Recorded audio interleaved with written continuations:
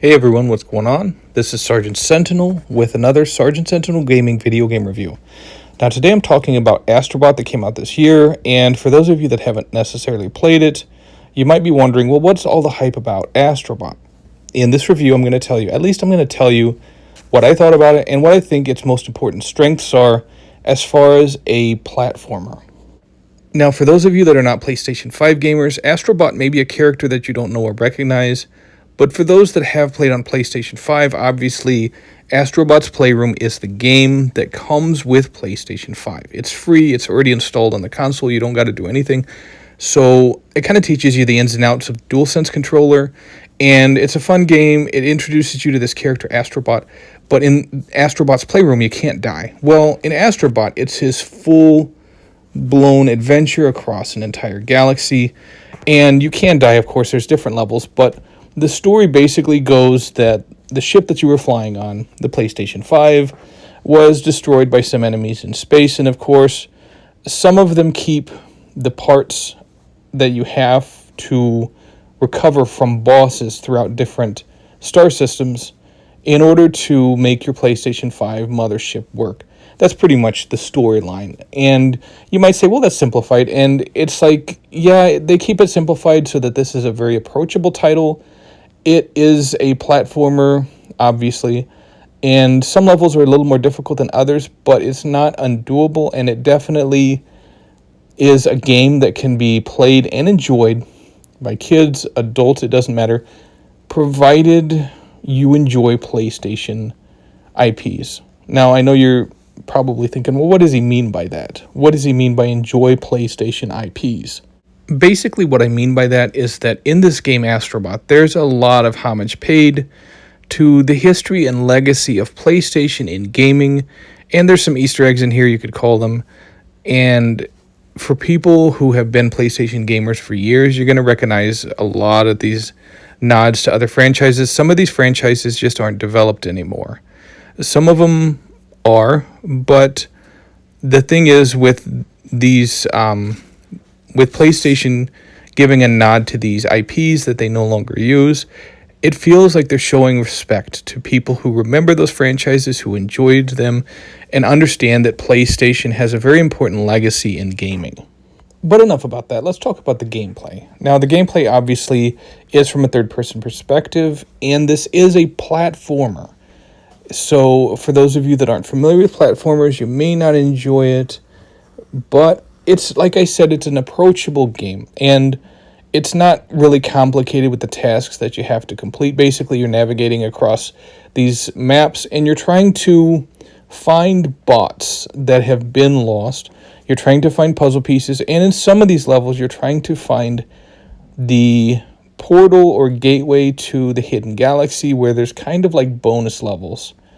And every single one of these levels, every single one of these maps, basically what happens is like a map takes place on a planet. You fly to that planet, and your little controller is kind of like your spaceship. You fly down to the planet, and that's the entire level. It's pretty linear compared to how open world happens now. But some of these areas are kind of like open arena, if that makes sense, where you can go get coins, you can grab the bots, stuff like that. And because of that, it does feel like it guides you in a certain direction, but there is a great there's a varying degree of freedom there, and it's great because it makes you feel as if you're not being guided down a hallway, but at the same time, it doesn't have a huge open world that you're just going to get lost in, where you're kind of like, well, what am I supposed to do? Now, there are some levels where you really have to look and investigate and figure it out, but most of them are pretty simple, and even, like I said, even for kids, they're going to be able to figure it out and understand where they're supposed to go and what objectives they're supposed to accomplish. Also, like I explained before, whereas in Astrobot's Playroom you couldn't die, in this level you can die, but it pretty much restarts you at a checkpoint, which is cool. I appreciate not having to do the entire level over again, because some of these levels are a little treacherous. Now, when you are able to complete an entire solar system, and you unlock the boss's planet, and you go there and you fight the boss, you're able to unlock the 4 different pieces that you're going to need for the PlayStation, the PS5, in order to complete it so you can fly again. And these boss fights are actually pretty fun. Some of them do require a little bit of skill, not too much. As long as you pay attention to the cues that the boss clearly gives you, and you avoid both the boss's attacks and the environmental hazards, it's easy to take these bosses out.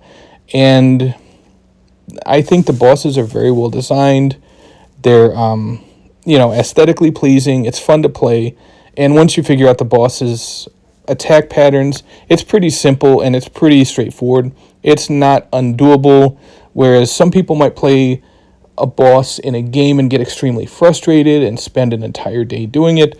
These bosses are pretty easy to defeat, and I know I expressed that this game was approachable by both kids and adults, but you do have to have a little bit of skill, not too much, but a little bit of skill to beat these bosses, just because it requires quick thinking. And if you suck as a gamer, you're probably going to struggle a little bit with this, but kind of think about this as it's training you and making you a better gamer, because this is a pretty simplified version of boss fights. And pretty much every level, including the boss fights, have bots that you have to recover. You basically have to platform to get to where the boss is. So along the way, you'll find a bot that has been lost. And because of that, you really have to keep your eyes open and pay attention to your surroundings, just so you can kind of figure out where these hidden bots are. In the boss fights, you do have 3 lives. Once you get there, obviously before that you're going to be hitting checkpoints if you die, but in the boss fight you have 3 lives, so you want to make sure that you defeat the boss within those 3 lives. Sometimes when they're first throwing attacks at you, you may not be quick enough to understand what's going on, and you might die. It happened to me too. But it's important to pay attention to the visual cues, because Astrobot this game is real big, giving you visual clues about like the different boss fights, what you're supposed to do, how you're supposed to attack them.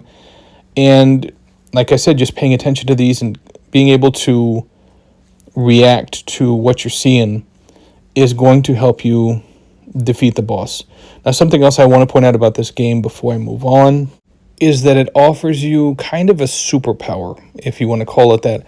Every single planet, there's basically some type of add-on that you're going to have that's going to help you overcome the obstacles and the not just the boss, but the other enemies in the level as you traverse through it. And if you know how to use these, it's going to help out tremendously. And they give you basically time at the beginning of the levels to figure out how to use these different types of superpowers.